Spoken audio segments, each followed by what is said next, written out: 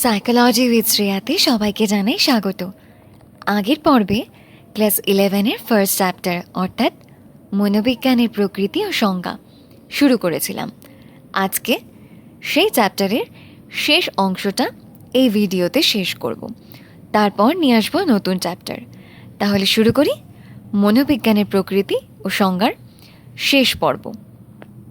বিজ্ঞানসম্মত মনোবিদ্যার বিকাশের পর্যায়, অর্থাৎ আগে আমরা পড়লাম মনোবিদ্যা যখন গ্রিক দর্শনের একটা শাখা ছিল, তারপরে পড়লাম মনোবিদ্যা যখন প্রাক বিজ্ঞান ভিত্তিক পর্যায়ে ছিল, এই যে অ্যারিস্টটল, প্লেটো এদের কথা পড়লাম। এবার পড়ব কিভাবে বিজ্ঞানের পর্যায়ে আসছে। এই বইয়ের পেজ 11 থেকে এই 21 পর্যন্ত অলরেডি আমার আগের ভিডিওগুলো ফলো করবে, যেখানে স্কুল অফ সাইকোলজি নিয়ে কথা বলা হয়েছে, একদম ডিটেলে ওখানে রয়েছে, তাই এটা আমি রিপিট করছি না। ওখানে 8টা স্কুলের কথা আছে, সেটা ওখান থেকে পুরোপুরি ফলো করবে। আর অবশ্যই এই বইটা খুলে নিয়ে সেটা যদি ফলো করো কোনো অসুবিধা হবে না। তার সত্ত্বেও হলে আমাকে জানিও আমার ফেসবুক পেজ মরফিউজ একাডেমিতে। নেক্সট আসছি মনোবিদ্যার স্বরূপ। এখানে আমরা যেটা জানবো প্রথমে হচ্ছে এই যে মনোবিদ্যাকে বিজ্ঞান বলা হচ্ছে, সেই নিয়ে এত তর্ক বিতর্ক। তাহলে আগে জানি বিজ্ঞান কি জিনিস, কেন বলা হবে, কেন বিজ্ঞান, মানে বিজ্ঞান ব্যাপারটা কি। তাহলে বিজ্ঞান বিশেষ করে যে ইম্পর্টেন্ট পয়েন্ট, মানে মূল যে কথাগুলো, সেগুলো আমি হাইলাইট করেছি, একটু দেখো। এই কথাগুলোকে যদি মনে রাখতে পারো তাহলে অটোমেটিক্যালি গোটা পয়েন্টটা মনে থাকবে। প্রথম পয়েন্ট হচ্ছে সুনির্দিষ্ট ঘটনা বা তথ্যের সমষ্টি হলো বিজ্ঞান, বিজ্ঞানের বিষয়বস্তু, এবং এই সমস্ত তথ্যগুলি সার্বজনীন সূত্র ও নীতি দ্বারা সমর্থিত। সার্বজনীন মানে কি?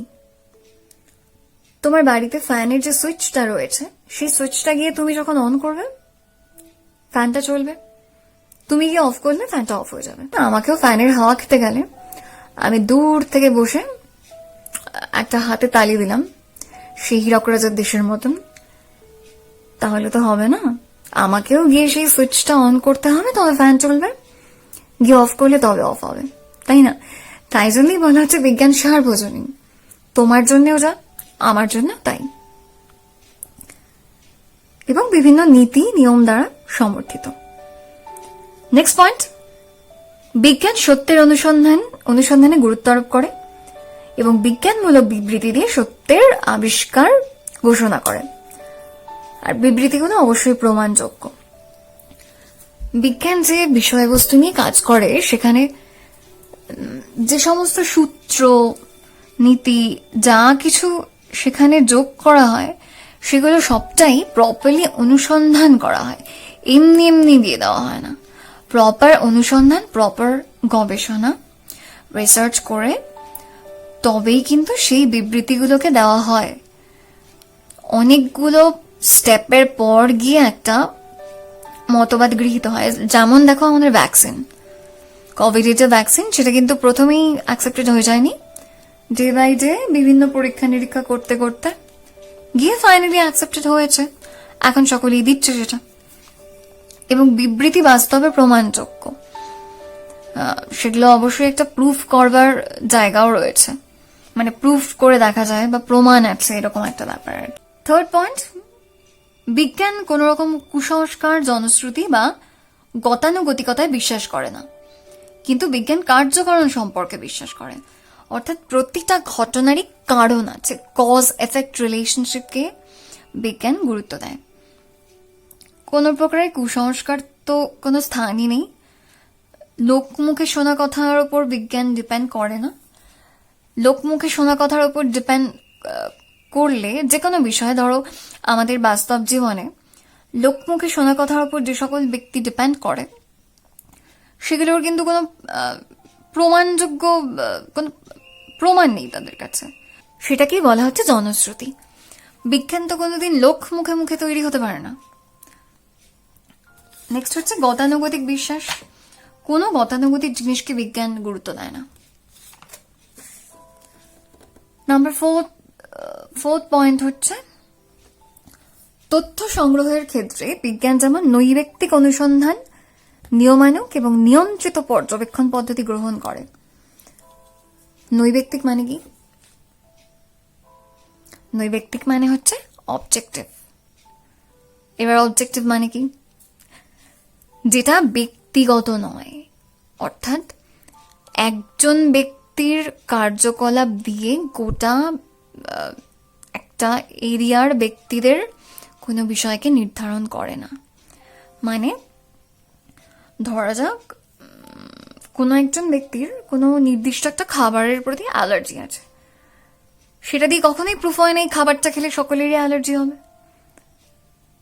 সেটা একটা নির্দিষ্ট পপুলেশন থেকে একটা স্যাম্পল নেওয়া হয়, নিয়ে তাদের উপর পরীক্ষা নিরীক্ষা করে অনেক স্টেপ আছে তার, সেগুলো করে নিয়ে তবেই জানা যায় যে হ্যাঁ খাবারটার গুণাগুণ কি আছে। সেই ব্যক্তি বিশেষের হয়তো কোনো অন্যান্য সমস্যা রয়েছে যেটার কারণে তার এই খাবারে অ্যালার্জি রয়েছে, খাবারটা খেলে সমস্যা হচ্ছে। তো বিজ্ঞান কখনোই ব্যক্তিগত ব্যাখ্যা দ্বারা নির্ধারিত হয় না, ভীষণভাবেই নৈর্ব্যক্তিক। সাপোজ এরকম ধরা যাক কোনো একজন ব্যক্তিকে দেখে অপর ব্যক্তির মনে হলো যে এই ব্যক্তি ভীষণ আত্মহংকারী। কোনো একজন ব্যক্তিকে দেখে অপর ব্যক্তির মনে হলো এই ব্যক্তি বোধহয় খুব একটা মিশতে পারে না সকলের সাথে, এই জন্য সে এরকম আচরণ করে। এটা কি বৈজ্ঞানিক ব্যাখ্যা হলো? হলো না, এবং এটা অ্যাকসেপ্টেড হবে না। তো বিজ্ঞান কিন্তু নৈর্ব্যক্তিক, মনোবিজ্ঞান অর্থাৎ সাইকোলজি নৈর্ব্যক্তিক। সাইকোলজিস্ট যখন সেই ব্যক্তিকে পর্যবেক্ষণ করছে, সে কিন্তু বৈজ্ঞানিক ব্যাখ্যা দিয়ে পর্যবেক্ষণ করবে। তার এই যে আচরণটা দিয়ে কোনো মানুষ জাজ করছে, সাইকোলজিস্ট কিন্তু জাজ করবে না, বেসিক জায়গাটা দেখবে। নেক্সট হচ্ছে বিজ্ঞানের বিবৃতিগুলি অত্যন্ত নিয়মনিষ্ঠ। বিবৃতিগুলি পরীক্ষামূলক তথ্যকে অতিক্রম করতে সক্ষম এবং পর্যবেক্ষণযোগ্য। যে সমস্ত ব্যাখ্যাগুলো বিজ্ঞান দিচ্ছে সেগুলো তো ভীষণভাবে একটা রুলস ফলো করে নিয়ে তবে তৈরি করা, এবং সেটাকে পরীক্ষা করা যায়। যেমন ধরো কোন একটা ওষুধ প্রথমেই তো তৈরি করেই বাজারে বের করে দেওয়া হয় না, অনেকগুলো স্টেপ আছে। ভ্যাকসিনের ক্ষেত্রে যেমন হয়েছে, কতগুলো স্টেপ গিয়ে স্টেপগুলোকে অ্যাপ্লাই করে তারপরে ফাইনালি পরীক্ষা নিরীক্ষা পর্যবেক্ষণ করে ফাইনালি সেটাকে বাজারে ছাড়া হয়েছে। নেক্সট পয়েন্ট, বিজ্ঞানের জ্ঞান মূলত সাধারণীকৃত প্রতিপাদনযোগ্য পর্যবেক্ষণলব্ধ ফলাফলের পরিমার্জনের ফলে প্রাপ্ত হয়। অফকোর্স সাধারণীকরণ মানে জেনারেলাইজ করা হয়, প্রতিপাদনযোগ্য পর্যবেক্ষণলব্ধ ফল আগেই বলেছিল। নেক্সট হচ্ছে বিজ্ঞানের জ্ঞান ভবিষ্যৎ অগ্রগতি সম্পর্কে একটা সঠিক পূর্বাভাস দেয়। আবার ওই ভ্যাকসিনের উদাহরণটাই দিই, সেটা ইজি হবে। ভ্যাকসিনের এফেক্টটা আমাদের ভবিষ্যৎ অগ্রগতি সম্পর্কে অফকোর্স একটা কিছু না কিছু জানান দিচ্ছে, সেই রিসার্চটাও করা হচ্ছে, তো সেই পূর্বাভাসটা পাওয়া যাচ্ছে। লাস্ট পয়েন্ট, বিজ্ঞানের বিভিন্ন জ্ঞান তথা তত্ত্বকে এই প্রয়োগমূলক দিকের সাহায্যে কার্যক্ষেত্রে প্রয়োগ করা যায়। অফকোর্স কোনো একটা বৈজ্ঞানিক ব্যাখ্যাকে নতুন একটা অ্যাপ্লাই করে নিয়ে তারপরে তো সেই ব্যাখ্যাটা দেওয়া হচ্ছে, সেটাকে আবার অ্যাপ্লাই করা যায়, প্রয়োগ করা যায়, প্রয়োগ করে কার্যক্ষেত্রে, যেটা বললাম আর কি। নেক্সট হচ্ছে এবার আসছে মনোবিদ্যাকে কেন আমরা বিজ্ঞান বলবো। বিজ্ঞান কাকে বলে জেনে গেছি, এবার আসবো মনোবিদ্যাকে কি করে বলতে পারি, কেন। প্রথমত হাইলাইট করা আছে, এই পোর্শনগুলো একটু খাতায় আলাদা করে যদি নোট ডাউন করো মনে থাকবে সহজে। মনোবিদ্যার একটা নিজস্ব সুসংগঠিত তত্ত্বের ভান্ডার আছে, অফকোর্স আছে। মনোবিদ্যার নিজস্ব বিষয়বস্তু রয়েছে, নিজস্ব ব্যাখ্যা রয়েছে, সূত্র নীতি এগুলো রয়েছে। সেকেন্ড পয়েন্ট, মনোবিদ্যা একটা পদ্ধতি এবং কৌশল মনোবিদ্যার ক্ষেত্রে ব্যবহৃত হয়। কি কি পদ্ধতি সেটা নেক্সট চ্যাপ্টারে পড়বে। বিভিন্ন পদ্ধতি আর বিভিন্ন টেকনিক্স ফলো করা হয়। থার্ড হচ্ছে মনোবিদ্যার অনুশীলন থেকে প্রাপ্ত ফলাফল যথাযোগ্য পরিস্থিতিতে অন্যান্য পরীক্ষক বা পর্যবেক্ষক দ্বারা সবসময় প্রতিপাদনযোগ্য সর্বাধুনিক তথ্য এবং আবিষ্কারের পরিপ্রেক্ষিতে মনোবিদ্যার ফলাফলগুলিকে গ্রহণ, পরিমার্জন এবং পরিবর্তন করা যেতে পারে। কেমন ব্যাপারটা কেমন হচ্ছে? একজন সাইকোলজিস্ট প্রথম দিন যখন ক্লায়েন্টকে ডিল করেন তখন তার যে অভিজ্ঞতা ডে বাই ডে সেটা কিন্তু বাড়তে থাকে। যত তিনি প্র্যাকটিস করতে থাকেন, যত অনুশীলন করতে থাকেন, তিনি প্রথম দিন যখন শুরু করেছিলেন কাজটা তার থেকে কয়েক বছর বাদে গিয়ে বা কয়েক মাস বাদে গিয়ে তার অভিজ্ঞতা কিন্তু অনেক বেড়ে যায়। সুতরাং এই পদ্ধতিটা আস্তে আস্তে প্র্যাকটিস করতে করতে আরো শার্প হয়। যেমন অঙ্কের ক্ষেত্রে আমাদের হয়, যত প্র্যাকটিস করব তত ব্যাপারটা আত্মস্থ হবে, সেরকমই। এবং সেই ফলাফলটা তো অফকোর্স সেটা প্রতিপাদনযোগ্যই। ফোর্থ পয়েন্ট, এটা ভবিষ্যতে গবেষণা মানে বিজ্ঞানলব্ধ জ্ঞানগুলো ভবিষ্যতে আবার গবেষণা করা যায়, সার্বজনীনভাবে প্রয়োগ করা যায়। ধরা যাক এখন যে ভ্যাকসিনটা বেরিয়েছে, এর যে তথ্যগুলো রয়েছে, যে স্টেপসগুলো রয়েছে, ভবিষ্যতে কিন্তু আবার এটাকে কাজে লাগিয়ে আরো উন্নত জিনিস তৈরি হতে পারে। ফিফথ পয়েন্ট, মনোবিদ্যার মাধ্যমে আচরণের যথাযথ বর্ণনা এবং পরিমাণগত প্রকাশ সম্ভব। একটা মানুষের আচরণের ব্যাখ্যা সেটা একমাত্র মনোবিজ্ঞান দিতে পারে এবং সেটাকে পরিমাপও করতে পারে, অর্থাৎ টেস্টের মধ্যে দিয়ে করা যায়। সবকিছুরই টেস্ট হয়, পার্সোনালিটি, ইন্টেলিজেন্স, আর মানে আরো অনেকগুলো জিনিস পড়তে পড়তে যাবো আর কি, আমি সেই জন্য সব নামগুলো বলছি না। সিক্স পয়েন্ট, মনোবিদ্যার যথাযথ প্রয়োগমূলক একটা ক্ষেত্র রয়েছে। মনোবিদ্যার ক্ষেত্রগুলোকে না অনেকগুলো ভাগে ভাগ করা যায়, যেমন শিশু মনোবিদ্যা, শিল্প মনোবিদ্যা, সমাজ মনোবিদ্যা, শিক্ষা মনোবিদ্যা, এগুলো। এই পার্টিকুলার এই যে ভাগটা, এটা এই চ্যাপ্টারেই আছে, পরের দিকে এটাই আসছি। তো মনোবিদ্যাকে কতগুলো ক্ষেত্রে প্রয়োগ করা যায়, শিশুদের ক্ষেত্রে, শিল্পের ক্ষেত্রে, সমাজ, সব কিছুতে। অ্যাকচুয়ালি মনোবিদ্যা সব কিছুতে, সমস্ত জায়গায় প্রয়োগ করার মতন একটা বিজ্ঞান। মনোবিদ্যা কি বস্তুনিষ্ঠ বিজ্ঞান? মনোবিজ্ঞানের অনুশীলনলব্ধ ফলাফল প্রাকৃতিক বিজ্ঞানের গবেষণালব্ধ ফলাফলের মতো শতকরা 100% বস্তুনিষ্ঠ না হলেও বহুলাংশে তার কার্যকর একথা অস্বীকার করা যায় না। হ্যাঁ, অফকোর্স মানে বিজ্ঞানের ক্ষেত্রে তো সেটাই, বিজ্ঞান থেকে অনুশীলন মানে বৈজ্ঞানিক যে কোনো কিছু সেটার অনুশীলনলব্ধ যে ফলাফল, সেগুলোর তো অফকোর্স অনেক ডিমেরিটস আছে, মানে লিমিটেশনস আছে। যেমন একটা ওষুধ আমরা যদি দেখি, ওষুধটা যে জন্য ব্যবহার করা হচ্ছে, যেই সমস্যার জন্য, সেটার আবার সাইড এফেক্ট থাকে। আর হ্যাঁ, সাইড এফেক্ট মানে সকলেরই সাইড এফেক্টটা হবে তা নয়, এই সাইড এফেক্ট গুটি কয়েক মানুষের হলেও হতে পারে, সেই বিষয়টাই বলা হচ্ছে। নেক্সট হচ্ছে মনোবিদ্যার শাখা, এই যে একটু আগে যে বিষয়টা বললাম না, এই যে এখানে পড়লাম, শিল্প মনোবিদ্যা, শিশু মনোবিদ্যা, সেটাই এবার বল। দুটো ভাগ রয়েছে, একটা বিশুদ্ধ, একটা প্রয়োগমূলক। বিশুদ্ধ মানে হচ্ছে পিওর সাইকোলজি, প্রয়োগমূলক মানে হচ্ছে অ্যাপ্লাইড সাইকোলজি। এটাকে একটা ট্রি এর মতন খাতায় এঁকে নিতে পারো, মানে মনোবিদ্যার শাখা, সেখান থেকে এভাবে দুটো ব্রাঞ্চেস, এখানে পরপর নামগুলো দিলে, এখানে আবার মানে একদিকে বিশুদ্ধ, একদিকে প্রয়োগমূলক, এবার বিশুদ্ধ আন্ডারে যে নামগুলো আছে নামটা লিখে সেখানে ছোট ছোট বক্স করে বা ব্র্যাকেট করে প্রয়োগ ক্ষেত্রটা লিখতে পারো ওভাবে। প্রথমে আসি বিশুদ্ধ মনোবিদ্যা বা পিওর সাইকোলজি। প্রথমটা হচ্ছে সাধারণ মনোবিদ্যা বা জেনারেল সাইকোলজি, এখানে হাইলাইট করা আছে অলরেডি, করে নিতে পারো দেখে দেখে। প্রাপ্তবয়স্ক ব্যক্তির আচরণ অনুশীলনের ক্ষেত্রে যে সমস্ত মৌলিক নিয়ম নীতি তত্ত্ব এগুলো ব্যবহার করা হয় সেটাই সাধারণ মনোবিদ্যার অন্তর্গত বা জেনারেল সাইকোলজির অন্তর্গত।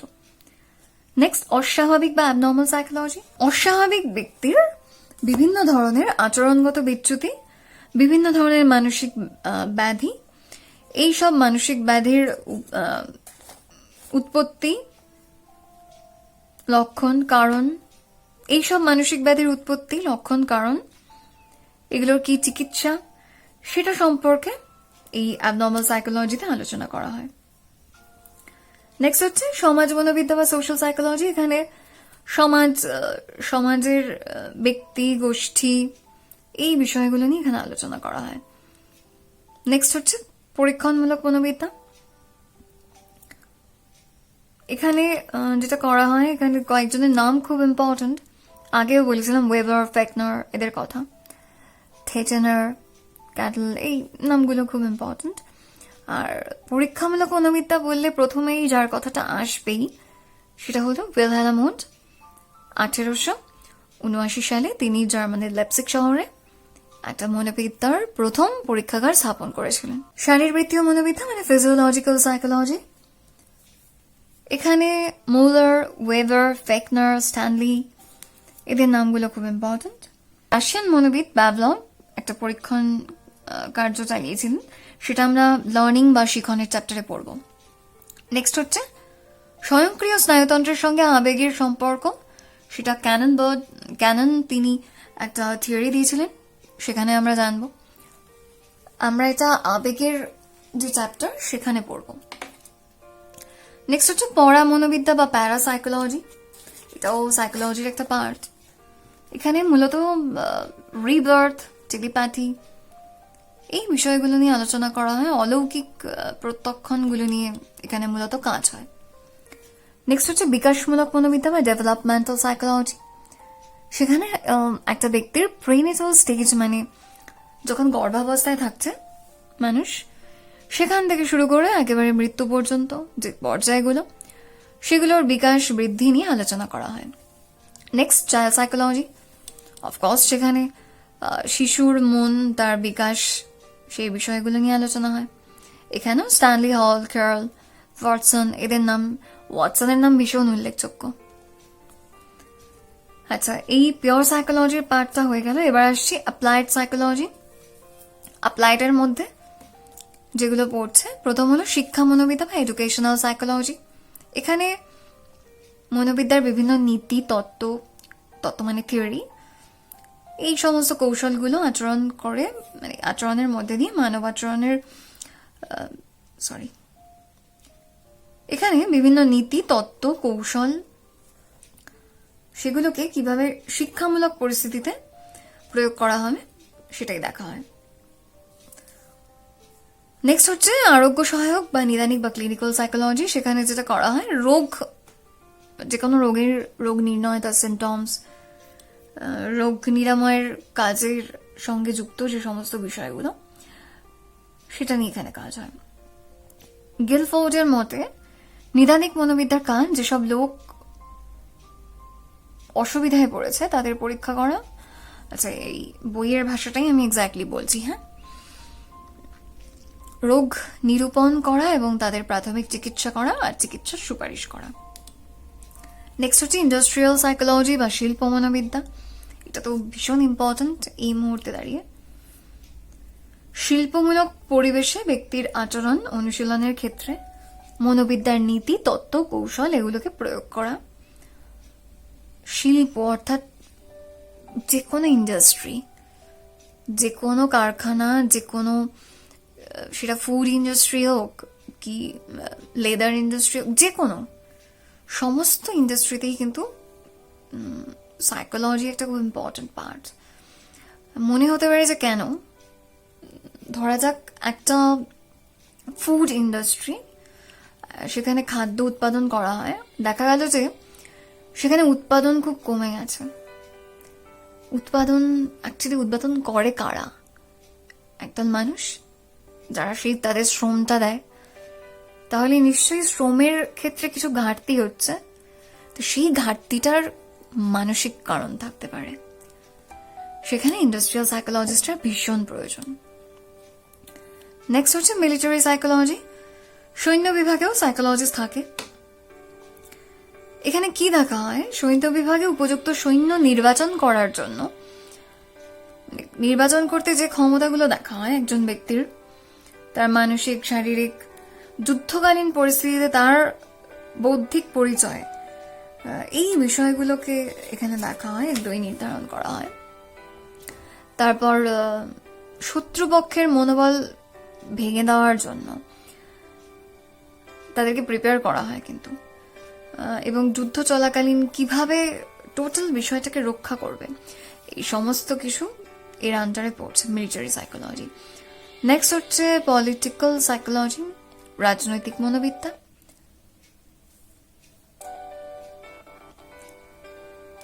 পলিটিক্যাল সাইকোলজি, রাজনৈতিক মনোবিদ্যা। রাজনীতি অনুশীলনে রাজনৈতিক ক্ষমতা অর্জন করতে মনোবৈজ্ঞানিক নীতি কৌশল প্রয়োগ সংক্রান্ত বিষয় নিয়ে আলোচনা করা হয় এক্ষেত্রে। যেমন রাজনীতির ক্ষেত্রে একটা দল বা একটা গোষ্ঠীর ওরিয়েন্টেশনটা কিরকম, সেখানে সেই গোষ্ঠীর মতামত, তাদের বিচার ক্ষমতা, গোষ্ঠীর নেতার গুণাবলী, তার যোগ্যতা, তার অভিভাবকত্ব, সে কি ধরনের সাজেশন দিচ্ছে, কিভাবে সিচুয়েশনটাকে হ্যান্ডেল করতে হবে, বা বিপরীত পক্ষের সঙ্গে কিভাবে যুঝতে হবে, সেই বিষয়গুলো কিন্তু এই পলিটিক্যাল সাইকোলজির আন্ডারে পড়ছে। ভারতবর্ষে মনোবিদ্যার বিকাশ, ভারতে কিভাবে সাইকোলজি বিকাশ লাভ করে, কিভাবে ডেভেলপ হয়, সেটা নিয়ে জানবো। সেটা জানতে গেলে প্রথমে যাদের নামগুলো আসে তারা হলেন গিরীন্দ্র শেখর বোস, নরেন্দ্রনাথ সেনগুপ্ত, অরুণ সিনহা, সুধীর কাকর, ইন্দ্র সেন, আরো অনেকেই আছেন। প্রথমে আমরা জানবো গিরীন্দ্র শেখর বোসের কথা। গিরীন্দ্র শেখর বোস কিন্তু খুব ইম্পর্টেন্ট একটা পার্ট, পরীক্ষায় ভীষণভাবে আসে, কারণ তিনি যে কাজগুলো করেছিলেন সেগুলো খুব ইম্পর্টেন্ট। এবার আসি ডিটেলে। তিনি ছিলেন একজন মনোসমীক্ষণবাদী। মনোসমীক্ষণবাদী বলতে প্রথমেই কার নাম মনে পড়ে? Of course Sigmund Freud. অ্যাকচুয়ালি তিনি ফ্রয়েডের প্রতি অনুরাগী ছিলেন। আসছি ডিটেলে। তিনি বিংশ শতাব্দীর প্রথম ভাগে দক্ষিণ এশিয়ার মনোসমীক্ষণবাদী মনোবিদ, এবং তিনি ছিলেন ইন্ডিয়ান সাইকো অ্যানালিটিক সোসাইটির প্রথম সভাপতি। আমরা সকলেই জানি, আগে স্কুল অফ সাইকোলজিতে তোমরা যদি সাইকো অ্যানালিটিক্যাল স্কুল অফ সাইকোলজির ভিডিওটা দেখো, ওটা খুব ইম্পর্টেন্ট এই পোর্শনটার জন্য অবশ্যই। সেখানে তোমরা এগুলো জানতে পারবে। সেটা হলো যে মনোসমীক্ষণবাদের জন্ম দিয়েছিলেন সিগমুন্ড ফ্রয়েড। তিনি ভিয়েনার একজন চিকিৎসক ছিলেন।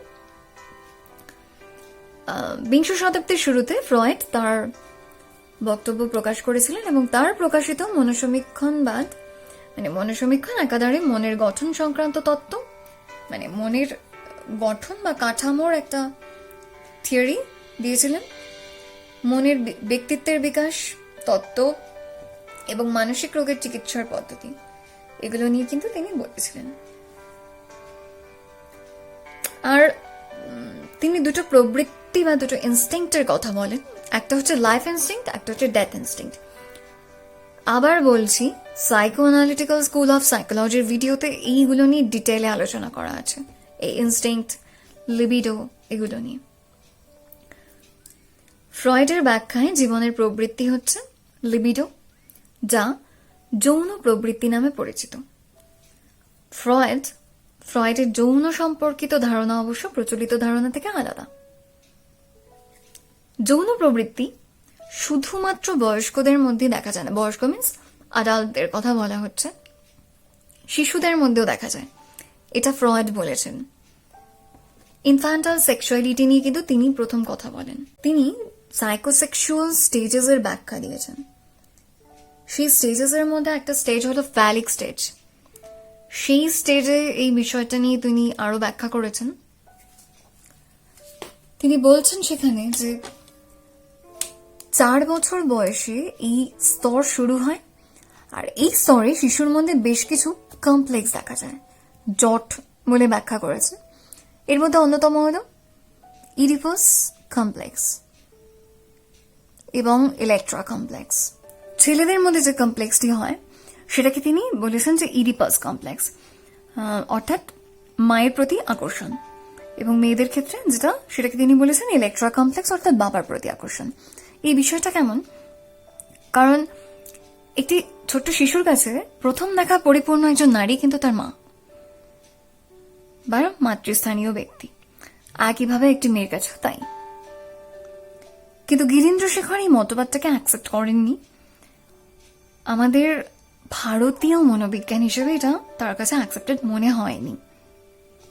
তিনি বলছেন ভারতে আমরা মা বলতে যেটা বুঝি সেই জায়গা থেকে কিন্তু এই বিষয়টা তিনি খুব একটা অ্যাকসেপ্ট করতে পারেননি, এবং তিনি বলেছেন এটা সব জায়গায় অ্যাপ্লিকেবল নয় এবং ভারতে তো নয়।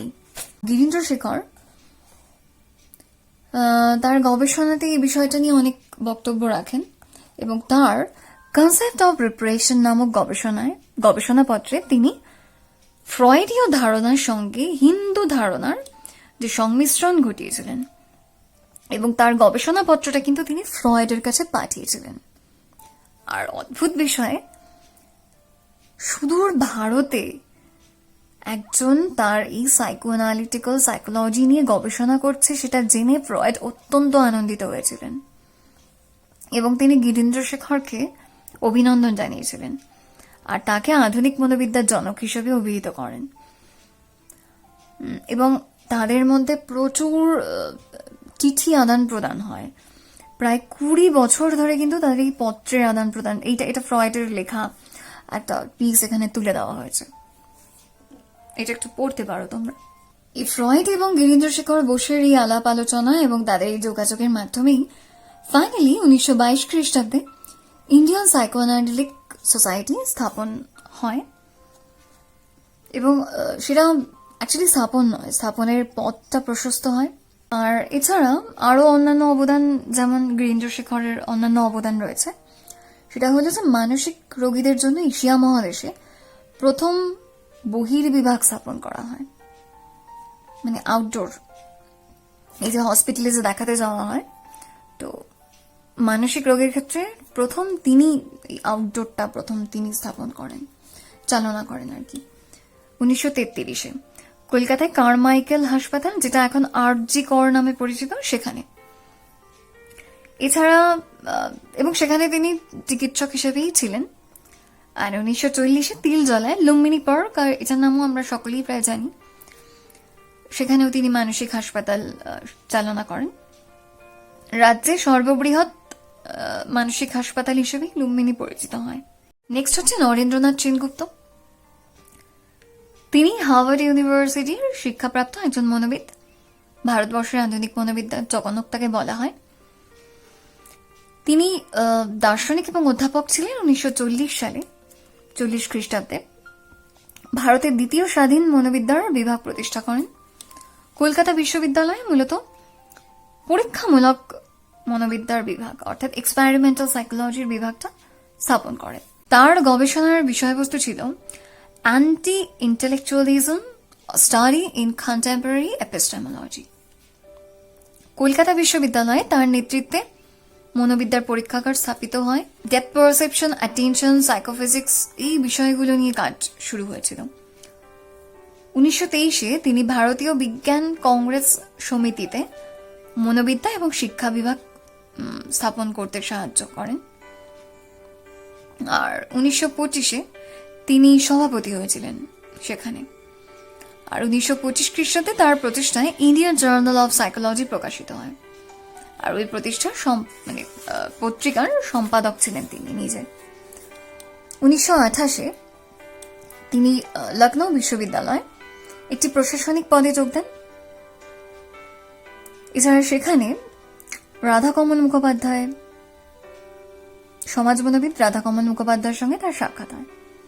পরবর্তীকালে তারা দুজনে মিলে সোশ্যাল সাইকোলজির একটা গ্রন্থ রচনা করেছিলেন, যেটার নাম হচ্ছে introduction to social psychology, mind in society.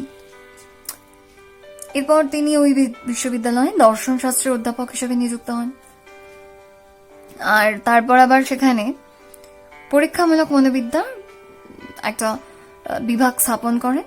Lucknow বিশ্ববিদ্যালয়ে থাকাকালীন তিনি বেশ কিছু পুস্তক রচনা করেছিলেন, বেশ কিছু অনুসন্ধান পরীক্ষা নিরীক্ষার মাধ্যমে কতগুলো যে পুস্তক রয়েছে সেগুলোর নাম অলরেডি এখানে রয়েছে, মার্ক করা আছে। নেক্সট আসবো ইন্দ্র সেনের কথায়। ঋষি অরবিন্দ এবং শ্রীমার ভক্ত ছিলেন ইন্দ্র সেন। তিনি একজন মনোবিদ, লেখক এবং শিক্ষাবিদ। 1933 খ্রিস্টাব্দে কলকাতায় অনুষ্ঠিত ইন্ডিয়ান সায়েন্স কংগ্রেসে তিনি ইয়ুং এর সাক্ষাৎ করেন, ইয়ুং এর সঙ্গে।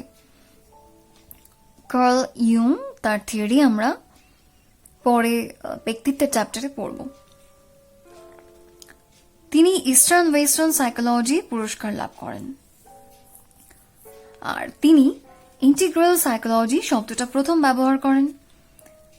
শ্রী অরবিন্দের যোগা সাইকোলজি এবং ফিলোসফি কে তিনি বিশ্লেষণ করেন। এছাড়া ইন্টিগ্রাল এবং হোলনেস সম্পর্কে তার যে ব্যাখ্যা সেটা ভীষণ ইম্পর্টেন্ট। ডক্টর গুণমোদিয়ান ডেভিড বয়েজের কথায়, তিনি একজন ভারতীয় মনোবিদ। 1943-এ অক্সফোর্ড বিশ্ববিদ্যালয় থেকে পিএইচডি করেন। জি.এন. রামাচন্দ্রন এবং নোবেলজয়ী বিজ্ঞানী স্যার সি.ভি. রামন তাদের দ্বারা প্রভাবিত হন। 1943-এ তিনি মাদ্রাজ বিশ্ববিদ্যালয়ে মনোবিদ্যার বিভাগ স্থাপন করেন এবং নিজেও সেখানে শিক্ষক হিসেবে যোগ দিয়েছিলেন। 1948-এ তিনি ওই বিভাগের প্রধান হিসেবে কাজ করেন, মানে হেড অফ দ্য ডিপার্টমেন্ট।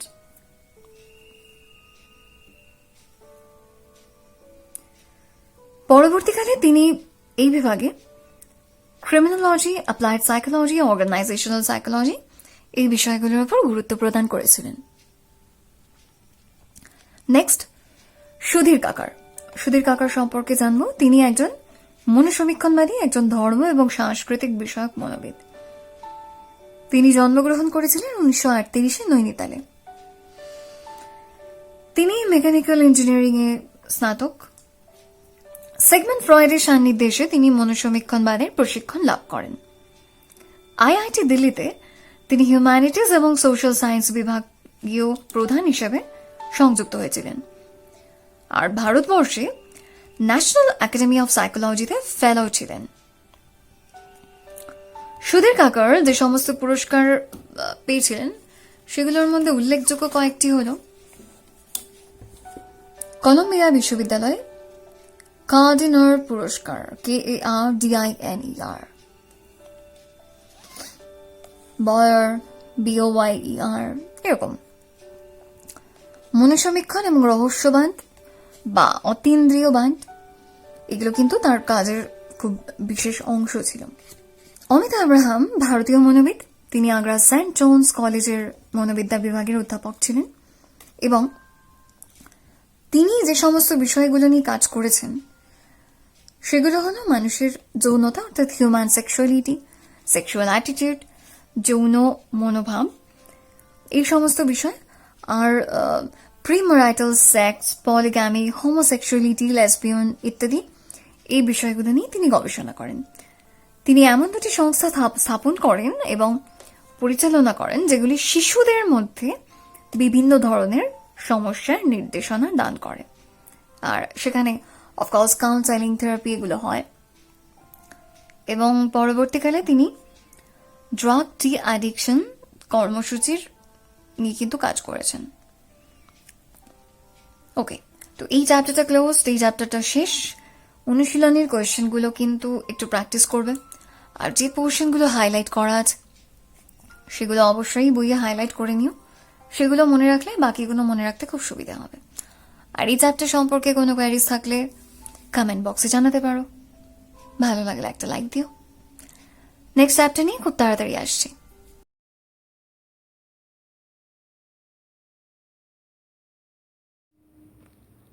কেমন লাগলো আজকের ক্লাস? এই প্রথমবার টেক্সট বুক ওরিয়েন্টেড ক্লাস শুরু হচ্ছে সাইকোলজি উইথ শ্রেয়াতে। ক্লাস 11-এর ফার্স্ট চ্যাপ্টার এখানেই শেষ।